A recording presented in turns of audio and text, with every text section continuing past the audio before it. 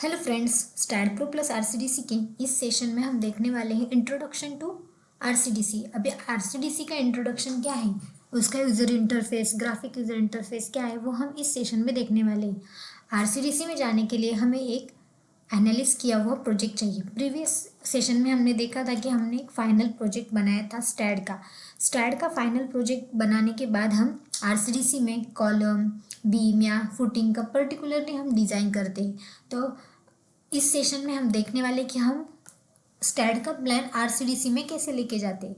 तो उसके लिए सबसे पहले अभी हमें ये स्ट्रक्चर एनालाइज करना होगा। अब मैंने ये स्ट्रक्चर एनालाइज किया हुआ है। एनालिस करने के बाद मैं डायरेक्टली एडवांस कंक्रीट डिज़ाइन पे यहाँ पे जाती हूँ। जाने के बाद यहाँ पे हमारी आरसीडीसी का यूज़र इंटरफेस ओपन हो जाएगा।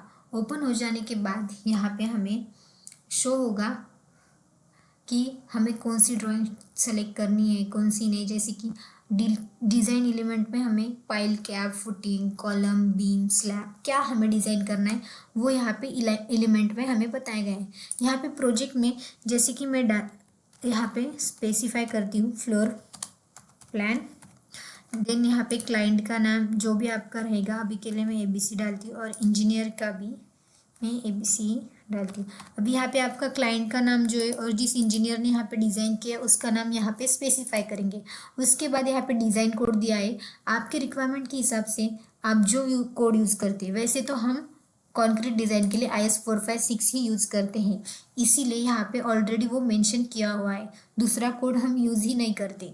तो जो कोड यहाँ पे दिया गया, अगर सेलेक्ट नहीं रहा तो आपने सेलेक्ट करने का मैक्सिमम यहाँ पे सेलेक्ट किया हुआ रहेगा, क्योंकि हमने स्टैड में कंक्रीट के लिए IS 456 सेलेक्ट करके रखा था। उसके बाद अभी मुझे फुटिंग की डिज़ाइन करनी है, इसीलिए मैंने यहाँ पे फुटिंग सेलेक्ट किया। उसके बाद मैं यहाँ पे क्रिएट न्यू प्रोजेक्ट करती हूँ। अभी क्रिएट न्यू प्रोजेक्ट करने के बाद यहाँ पे लोड होगा हमारा रीडिंग एनालिसिस मॉडल, मतलब वो स्टैड का जो एनालिसिस है वो रीड करता है और यहाँ पे हमारा इनपुट डाटा यहाँ पे दिखाता है। अब इनपुट डाटा यहाँ पे शो हो रहा है हमें। उसके बाद यहाँ पे कॉलम की लेआउट हमारे राइट साइड में यहाँ पे हमें शो हो रही है।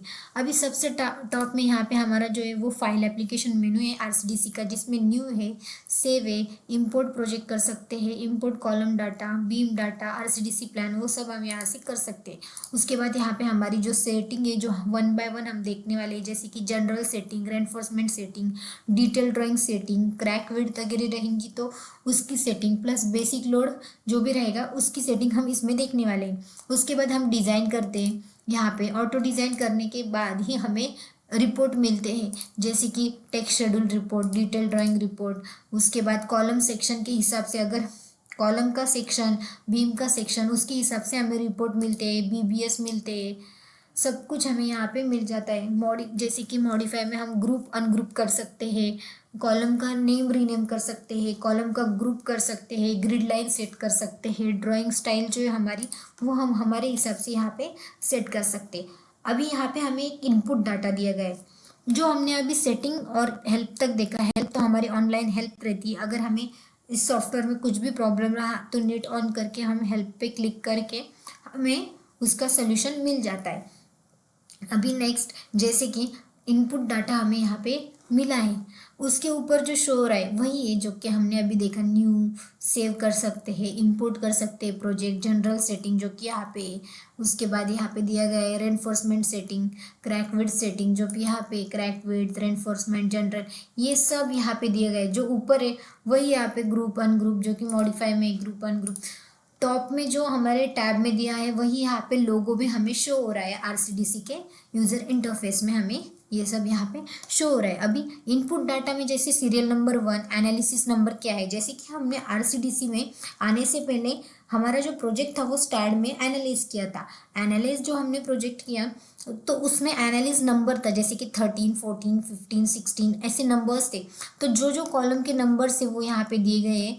1 to 25 हमारे जो है वो कॉलम मार्क है यहाँ पे, C1 C2। उसमें ही कॉलम में ही फुटिंग मार्क भी है, जैसे कि FC1 footing column 1, footing column 2, यहाँ पे स्पेसिंग की गई है। अभी कॉलम मार्क तो है, पर हमने जब आरसीडीसी में आने से पहले यहाँ पे फुटिंग डिज़ाइन को क्लिक किया था, कॉलम का नहीं किया था। अभी फुटिंग डिज़ाइन क्लिक किए तो अभी हम इसमें फुटिंग के ही चेंजेस कर सकते हैं। जैसे कि अभी FC1 मतलब ये वाला जो कॉलम है हमारा FC1, उसकी फुटिंग टाइप हम चेंज कर सकते हैं। अगर मैंने इसको सेलेक्ट भी किया, अभी ये बाय डिफ़ॉल्ट पैडेड है, अभी मैंने ये 1 नंबर का सेलेक्ट किया तो देखो, देन 5 नंबर का किया तो ये 5 नंबर का कॉलम सेलेक्ट होगा। उसके हिसाब से फुटिंग का भी सेम किया तो वहाँ पे कॉलम सेलेक्ट होते हैं। इसमें हमें फुटिंग डिज़ाइन करनी है, इसीलिए हमें इनपुट डाटा में कॉलम शो हो रही है। अभी फुटिंग टाइप में क्या चाहिए, फर्स्ट कॉलम में उसे हमें स्लोप डिज़ाइन चाहिए या फिर स्टेप डिज़ाइन चाहिए या फिर पैड चाहिए या फिर राफ्ट चाहिए। हमारे हिसाब से हमें जो भी डिज़ाइन चाहिए वो हम यहाँ पे सेलेक्ट कर सकते हैं। हमें स्लोप चाहिए तो स्लोप, पैड चाहिए तो पैडेड, सिर्फ हमें यहाँ पे सेलेक्ट करना है। स्टेप चाहिए तो जो भी हमें चाहिए वो फुटिंग टाइप में जाके हम क्या कर सकते हैं, सेलेक्ट कर सकते हैं। जैसे कि on draft, pad, step, footing वगैरह यहाँ पे जो दिया गया है वो यहाँ पे शो हो रहा है। उसके हिसाब से आप क्या कर सकते हैं, चेंज कर सकते हैं। साइड में हमें कॉलम ऑफसेट भी दिया गया है, अगर आपको ऑफसेट चेंज करना है तो वो भी आप यहाँ पे स्पेसिफाई कर सकते हो। लेकिन उसकी हमें तो नीड नहीं रहती, लेकिन हम फुटिंग टाइप यहाँ पे क्या कर सकते हैं, इनपुट डाटा में चेंज कर सकते हैं। उसके बाद यहाँ पे ओपन माइक्रो सेशन आप ओपन कर सकते हैं। अभी जो हमें इन कॉलम का लेआउट मिला है इनपुट डाटा में, उसका यहाँ पे first column to second column जो सेंटर टू सेंटर डिस्टेंस है वो दिया है 3000 mm। उसके बाद C2 to C3 भी 3000। जो मैंने डायग्राम बनाई थी स्टैड प्रो में उसके हिसाब से इन दोनों के सेंटर टू सेंटर डिस्टेंस यहाँ पे स्पेसिफाई किया गया है। उसके बाद नेक्स्ट है जूम विंडो। अगर इसको सेलेक्ट करके हमने विंडो स्पेसिफाई की, सेलेक्ट देन यहाँ पे विंडो, तो सिर्फ यही कॉलम यहाँ पे हमें जूम होते दिखेगा। अगर हमने स्क्रॉलर को सेलेक्ट किया तो हमारे लेफ्ट राइट, जैसे हम कैड में यूज़ करते हैं वैसे ही हमारी जो ड्राइंग है वो लेफ्ट राइट में मूव होके एक्ट करेंगी। उसके बाद नेक्स्ट है जूम एक्सटेंड, जो हमारा प्रीवियस जूम सेक्शन था वो ओपन हो जाएगा। उसके बाद जूम रियल टाइम, मतलब लेफ्ट कर्सर को हम होल्ड करके ऐसे रियल टाइम में जूम आउट कर सकते हैं। उसके बाद यहाँ पे पैन है, पैन को हम अप डाउन करते हैं। उसके बाद यहाँ पे सेलेक्ट कॉलम, ऐसे सेलेक्ट भी कॉलम हम कर सकते हैं। जैसे कि यहाँ पे देखो उसका पूरा डाटा ही सेलेक्ट हो रहा है, सिर्फ इसको सेलेक्ट करके एक एक कॉलम हम यहाँ से सेलेक्ट कर सकते हैं। उसके बाद डायमेंशन अगर लेनी है हमें इस सेंटर से इस सेंटर तक, वो कितनी आती है 3192। मैंने कॉर्नर को ली, सेंटर को ली थी तो एक्यूरेट आ जाती। यहाँ से सेलेक्ट किया, देन यहाँ तक देखो 12000 मतलब 12000 हमारी जो डिस्टेंस 3 4 12,000 हमारी। हम क्या कर सकते हैं, 3 कॉलम का डिस्टेंस यहाँ पे क्या कर सकते हैं, स्पेसिफाई कर सकते हैं। नेक्स्ट हम इसमें देखेंगे कि अभी हमने तो लेआउट वगैरह देखा कि कॉलम का डायमेंशंस वगैरह कैसा है। अभी नेक्स्ट सेशन में हम देखेंगे कि इसकी सेटिंग्स हम कैसे करते हैं। हमारी जो कॉलम की या फिर फुटिंग की या फिर बीम की जो भी हमारे डिज़ाइन है वो हम कैसे करते हैं, वो हम नेक्स्ट सेशन में देखेंगे। इस सेशन में तो हमारा लेआउट था, जो कि हमारा आउटपुट आया है यहाँ पे। ये आउटपुट हम देखेंगे कैसा है क्या है, जिससे हमारा निकलता है। उसके बाद हमने जो एनालिसिस नंबर देखे तो हम ये रिपोर्ट में भी इसकी डिटेल डिज़ाइन देख सकते हैं। हमने जो रिपोर्ट जनरेट किया था स्टैड प्रो में, तो ये एनालिसिस नंबर के हिसाब से हम क्या कर सकते हैं, वहाँ पे रिपोर्ट भी देख सकते हैं। उसमें एक एक एनालिसिस नंबर के हिसाब से एक एक कॉलम का डिटेल इन्फॉर्मेशन वहाँ पे दी गई है।